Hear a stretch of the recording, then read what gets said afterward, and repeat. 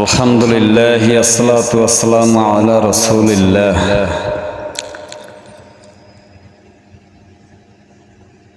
প্রিয় দ্বীনী ভাই বোনেরা, হাদিস শরীফে বর্ণিত আছে হযরতে আবু হুরায়রা রাদিয়াল্লাহু তাআলা আনহু থেকে বর্ণিত হাদিসটি তিনি বলেন, নবী করিম সাল্লাল্লাহু আলাইহি ওয়াসাল্লাম ইরশাদ করিয়াছেন, আল্লাহ পাকের ৯৯টি আসমাউল হোসনা গুণবাচক নাম রয়েছে।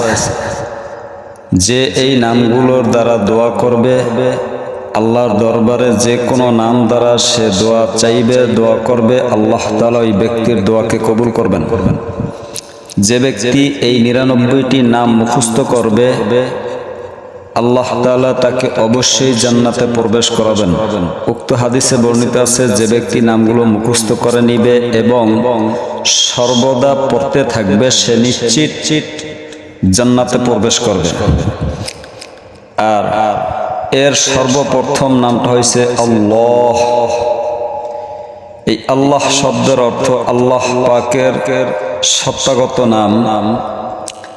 যে ব্যক্তি দৈনিক ১০০০ বার আল্লাহ শব্দটি পাঠ করবে, তার দিল থেকে সব ধরনের সন্দেহ দূর হয়ে যাবে এবং ইয়াকিন হাসিল হবে।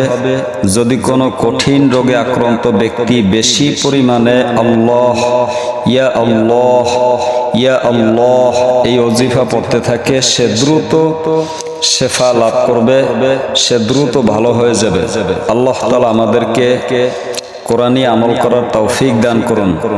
আর আপনারা এটাও জানেন, আমার এই চ্যানেলটা সম্পূর্ণ কোরআনী আমলের চ্যানেল, ইসলামিক জিন্দেগি।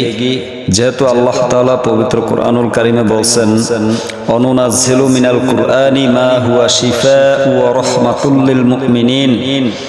এই কোরআনকে মুমিনের জন্য শেফা স্বরূপ দান করা হয়েছে। অতএব আপনারা বিভিন্ন ওজা কবিরাজের কাছে না গিয়ে নিজের সমাধান নিজে কোরআন থেকে বেছে নিয়ে আমল করবেন, ইনশাআল্লাহুল আজিজ। আল্লাহ তাআলা আপনাকে অতি সত্বর আপনাকে শেফা দান করবেন। আল্লাহ তাআলা আমাদের সকলকে কোরআনের উপরে আমল করার তৌফিক দান করুন।